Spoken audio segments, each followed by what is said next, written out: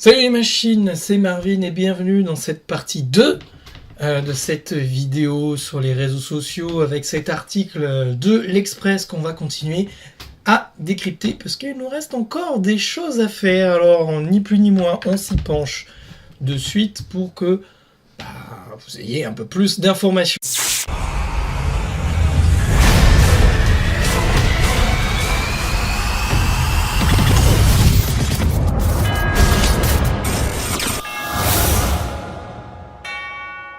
Et on va se pencher sur la santé, puisqu'on avait parlé de Molly, on a parlé de Kira, et on voit que c'est extrêmement difficile de manier, en tout cas d'équilibrer une addiction. Ce que l'on voit, c'est que dans l'étude en tout cas dans l'étude de cas, celle de Kira, c'est que Kira, en fait, quand ils ont essayé de limiter le temps du téléphone, il y avait des symptômes classiques de la dépendance aux réseaux sociaux.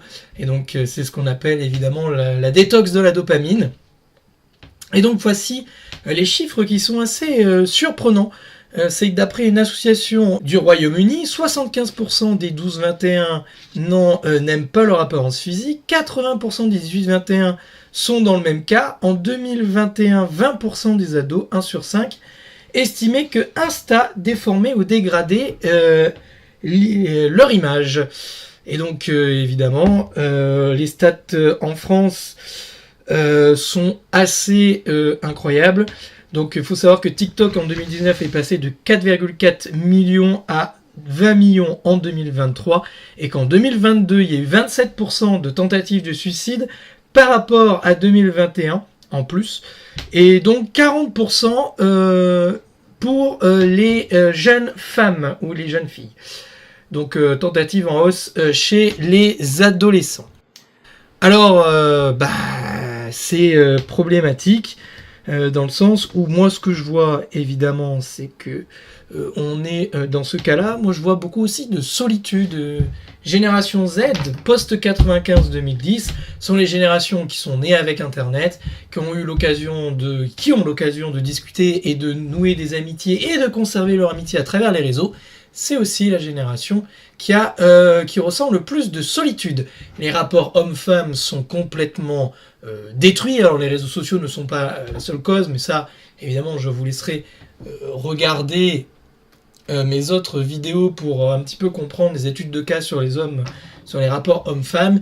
Évidemment, les jeunes femmes étant inondées d'attention et bien évidemment de validation par un nombre incalculable d'hommes, sont celles qui deviennent les plus exigeantes, obtiennent en fait tous les problèmes de la dopamine, c'est-à-dire irritabilité, manque d'attention, envie de plus, énormément exigeante aussi sur le profil d'hommes qui les courtisent, mais c'est aussi celles qui subissent le revers de la médaille, c'est-à-dire critique, déficit de l'estime de soi, troubles dépressifs. Donc c'est un petit peu le revers de la médaille de ces réseaux sociaux. Donc d'après e-enfance, avant, il y a 80 appels par jour d'enfants en détresse, souvent victimes de harcèlement en ligne ou déprimés, avec des cas de suicide imminents. Avant le confinement, c'était 1 par mois. Aujourd'hui, c'est 1 par jour. Le cyberharcèlement, avec le projet phare de l'éducation nationale, s'est bien rendu compte qu'il y a un gros problème de harcèlement et de cyberharcèlement. Pourquoi ? Parce que chez les jeunes, les réseaux sociaux, ça fait partie de l'univers social. Mais voilà, avec son lot malheureusement de dérives, c'est-à-dire qu'un harcèlement aujourd'hui n'est plus que dans la cour de récréation, il est aussi dans la chambre. Et quand on laisse les écrans dans la chambre aux jeunes, on laisse le jeune seul dans sa détresse et on le laisse subir de plein fouet la violence, et donc du coup ça vient exploser en pleine figure, et les parents qui communiquent pas toujours avec leurs enfants se rendent compte que trop tard, que leur enfant a subi les pires atrocités, avec des photos parfois modifiées, dénudées, des insultes sur les groupes WhatsApp. ou bien des TikTok, ou bien pire en ce moment, des vidéos et des contenus ultra violents ou hyper sexualisés sur Telegram, voire théorie du complot, plus radicalisation, allégeance au groupe terroriste. Voilà un petit peu ce que peuvent voir des jeunes sur les réseaux sociaux, et ceci n'est pas des faits isolés, mais bien aujourd'hui plus ou moins la norme. On n'oublie pas que chez les jeunes, l'inscription aux réseaux sociaux est en moyenne d'environ 8 ans et demi, 9 ans. C'est ce que relève d'ailleurs, je ne sais plus où dans l'article, c'est relevé à un moment donné. Ah oui, c'est un peu plus tard. Bon, on y reviendra. Alors, que fait l'école ? Eh bien, l'éducation nationale a adopté l'interdiction du smartphone, qui est quand même, je tiens à rappeler, que le smartphone est strictement interdit par la loi, dans les établissements scolaires. Donc le smartphone allumé dans un établissement scolaire est donc une infraction à la loi. Faut le savoir. Maintenant, témoignage des enseignants d'un lycée classé en réseau d'éducation prioritaire dans les REP à Saint-Denis. C'est simple, la corrélation est de 100% entre l'usage du smartphone et les résultats scolaires. Dès que l'usage se régule, les notes remontent. C'est systématique. Comme c'est bizarre. Oh alors. Mais je pense que tu pensais pas que j'allais dire ces choses-là. Mais les problèmes subsistent pour 60% des élèves. Ceux-là sont sur leur téléphone environ 6 heures par jour jusqu'à tard dans la nuit. Ils dorment littéralement en classe. Oui, moi ce que je vois, il n'y a pas besoin d'aller dans les REP, c'est dans tous les établissements scolaires possibles. Voilà, 100% des établissements scolaires en France, il y a ce problème, pas besoin d'aller dans le 93 pour pouvoir le voir. C'est juste que, par exemple, là, avant les vacances scolaires de Noël, j'étais dans les apprentis d'Auteuil. Ben, c'est très simple, il y en a, ils me disent qu'ils ont dormi 4 heures, qu'ils dorment 6 heures par nuit, ils ont 14 ans, ils arrivent en classe, ils dorment, ils sont susceptibles, ils sont tout le temps en colère, les rapports entre eux sont catastrophiques, ils sont violents, ils se harcèlent, et bien évidemment, ils reprennent tous les codes du porno, donc du coup, lors de la séduction, bah, c'est catastrophe, puisque c'est des gros bourrins, et donc forcément, bah, c'est ni plus ni moins que le reflet de l'usage excessif. Il y a beaucoup de déni aussi dans les équipes éducatives, ou de hashtag pas de vague dans l'éducation nationale. Pire encore, faut pas oublier que dans les établissements pilotes, ils ont fait l'entrée le loup dans la bergerie, et les tablettes sont dans les environnements scolaires. Alors oui, la technologie est excellente pour apprendre aux jeunes tout plein de choses. Malheureusement, par exemple dans le privé, notamment dans l'école alsacienne, dans le collège Sévigné à Paris, les tablettes ont été distribuées dans un but pédagogique. Donc il y a accès à des applications et des réductions de poids décartables, ce qui est quand même très important. On n'oublie pas quand même qu'au collège, des élèves de 6e se trimballent quand même 10 kilos dans la journée, ce qui est énormément lourd. Et qu'en 3 semaines, les gamins ont compris qu'une faille permettait d'installer Disney+, et de regarder sans compter les shorts sur YouTube et les TikTok. Et il y a bien un contrôle parental, mais il ne marche pas. Et bien évidemment que quand la mère s'en est plainte, il a été répondu que peu de parents s'en inquiétaient. Et j'ai envie de vous dire, ça fait clairement en fait des clashs entre les établissements scolaires et les parents, qui voient les problèmes différemment. On a aujourd'hui un exemple concret avec les pays scandinaves, notamment la Suède, qui ont fait entrer très jeunes et très longtemps déjà le numérique à l'école. Qu'est-ce qui s'est passé ?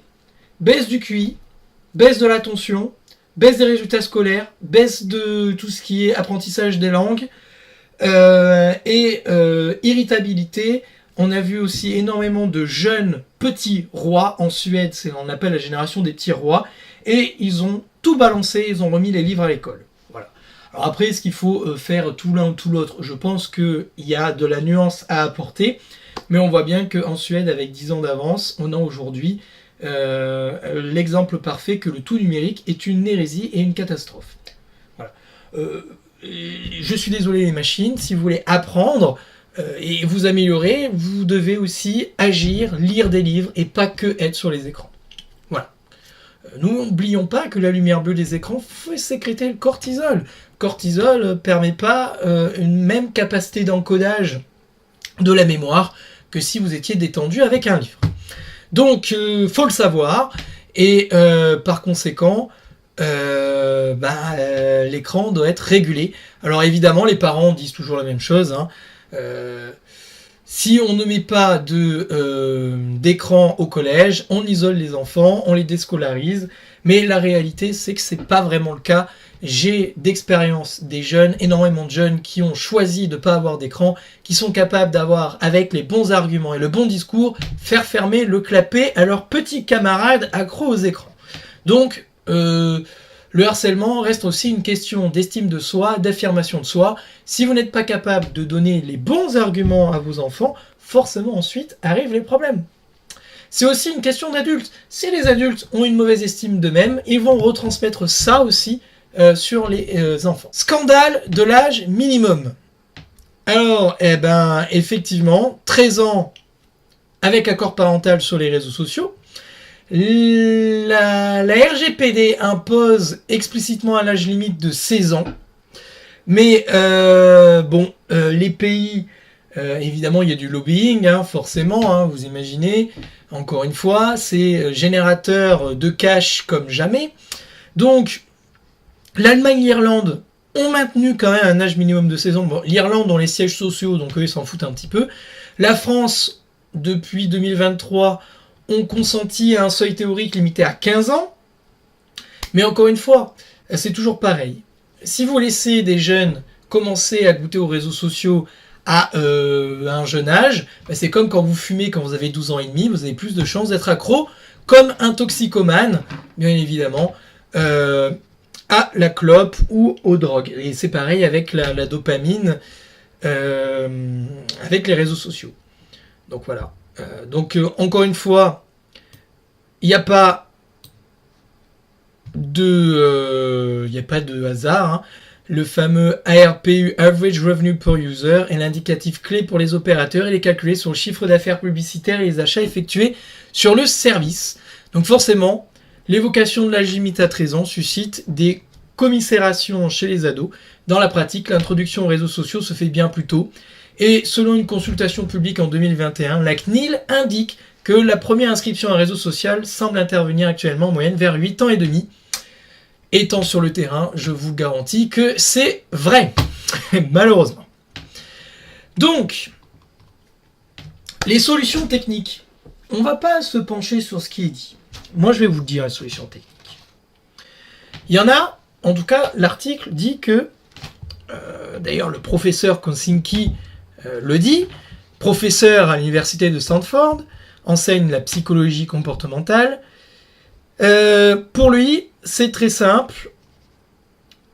Analyser avec les outils adéquats une image en dit selon lui autant qu'une séance de psy sur la personnalité ou l'état mental d'un individu. Je vous le dis, montre-moi ce que tu publies, je te dirai qui tu es. D'accord ? Très simple. Mieux encore ou pire, Kosinski fait la démonstration qu'une analyse poussée des traits du visage peut enseigner sur l'humeur, le caractère introverti ou extraverti, ou même les orientations sexuelles ou politiques. En tout cas, ces travaux montrent la façon incontestable qu'un réseau de neurones artificiels pour correctement évaluer l'âge et l'humeur. Reste la question de l'intégration de ces technologies dans un smartphone. Et oui, comprenez bien qu'un smartphone peut espionner quelqu'un facilement.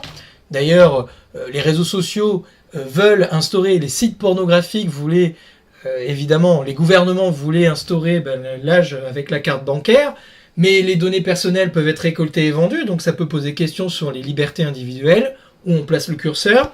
Même chose avec l'intelligence artificielle reconnaissance faciale. Pour pouvoir dire aux jeunes qui tricheraient sur leur âge, on met l'IA, on fait une reconnaissance faciale sur les photos et on bannit les jeunes qui ne respectent pas la loi. Mais malheureusement, on peut utiliser l'IA pour bien d'autres choses et récolter tout un tas de données personnelles, améliorer l'algorithme sur la possibilité de pousser toujours plus loin l'addiction aux réseaux sociaux. Et donc là aussi, où on place le curseur, quelles sont les lois, mais quelle est aussi la possibilité d'appliquer la loi sur des lobbies qui aujourd'hui sont parmi les plus riches du monde et la plus grande influence du monde avec labos pharmaceutiques et de l'armement. Personnellement, si on introduit l'IA, on peut basculer très rapidement vers la Chine. Maintenant, à voir comment on peut faire? Donc, comment on peut faire? Oui, le contrôle parental, c'est un outil, mais surtout, ce qui est important, c'est communication, estime de soi, développement personnel, hygiène de vie, et on fait en sorte de stabiliser les neurotransmetteurs. Voilà. Alors, pour les adultes, usage raisonné, esprit critique, multiplier ses sources, d'autres sources de distraction. On mesure, on essaye de quantifier sur son téléphone son temps d'écran. Et voilà, tout ira bien. Si vous avez des enfants, eh ben, je tiens à rappeler que même si les jeunes, vous avez peur qu'ils soient exclus, n'oubliez pas que vous êtes les parents. Alors évidemment, entre dictateurs et démocrates, on essaye de trouver un cadre avec des lignes rouges, des zones de négociation, mais à un moment donné, on ne peut pas se permettre de se faire marcher dessus par des enfants de 6 ans qui demandent le téléphone à leurs parents, d'installer tout et n'importe quoi, d'aller sur Internet sans surveillance, ou même des enfants aujourd'hui qui ont 2-3 ans dans les poussettes, où on les abreuve de smartphones à la place de découvrir la vie. Et ça commence par là aussi. À nous, adultes, d'être responsables, puisque Internet ne reste qu'un outil à la base. Voilà. Les régulateurs dans le brouillard, les régulateurs comme l'ARCOM autant que les défenseurs de la protection de la vie privée, rêvent périodiquement d'une transparence totale du fameux algorithme de cette plateforme. Ils ne peuvent pas, pour des raisons économiques, qui sont moteurs évidemment de cette addiction généralisée. Aujourd'hui, il y a un trou dans la justice, on ne sait pas comment réguler ça d'un point de vue juridique. Ils en profitent, maintenant, j'ai envie de dire, il y a comment on appelle ça, une sélection naturelle qui peut s'opérer. Les gens qui vont faire l'effort de faire du travail ne se feront pas avoir et les autres baigneront dedans, tout simplement. Parce que de toute manière, il est trop tard de pouvoir s'insurger contre ces entreprises qui ont mis les gouvernements dans leur poche. Donc allez-y, allez manifester, allez dire que c'est pas bien, on vous écoutera pas, on vous mettra une petite balle d'LBD dans les yeux et puis terminus. Je peux pas vous laisser dire ça. Il ne faut pas avoir peur. C'est comme ça que ça va se terminer. Donc, le mieux que j'ai à vous proposer, si vous avez des enfants, des ados en crise, n'oubliez pas que je fais aussi du coaching parental sur la parentalité au numérique, puisque ça reste quand même mon métier. Je fais aussi des conférences sur le domaine, si vous êtes aussi directeur de centre de loisirs, animateur, éducateur ou prof dans les établissements scolaires, je peux venir dans votre établissement pour pouvoir parler de ça. Et si vous avez besoin d'un coaching, bien évidemment, développement personnel, gestion des écrans, micronutrition, bref, pour que vous deveniez des machines et que vous soyez en bonne santé, que vous ayez un bon développement personnel, n'oubliez pas que vous pouvez toujours faire appel à mon coaching. Vous avez mon site qui est disponible et la possibilité de prendre rendez-vous. Sinon, si vous voulez un petit peu vous renseigner, il y a mon livre, Le Monde des Paillettes. Mais qui je suis vraiment? Réseaux sociaux, hygiène de vie, estime de soi. Voilà comment on peut s'améliorer. Ça vous donne une base solide pour pouvoir comprendre dans quel monde on vit aujourd'hui et comment s'en sortir avec les réseaux sociaux. Voilà, si cette vidéo vous a plu, je vous invite à la liker, je vous invite à vous abonner pour être au courant des nouvelles vidéos avec la petite cloche. Et pour ceux qui veulent en savoir plus, j'ai des formations sur deviennemachine.fr, j'ai ma page Facebook pour que vous ayez les news. Vous pouvez avoir du coaching. Qu'en tirer de cela? Messieurs, dames, va falloir évidemment prendre du recul, multiplier vos sources et ne jamais oublier qu'il y a un temps pour tout dans la vie. Car finalement, l'équilibre est la clé. Ne vous noyez pas dans l'algorithme et à vouloir trop en montrer, on finit par se faire manger. Voilà, c'était tout pour cette vidéo. Moi, je vous dis à la prochaine. Ciao.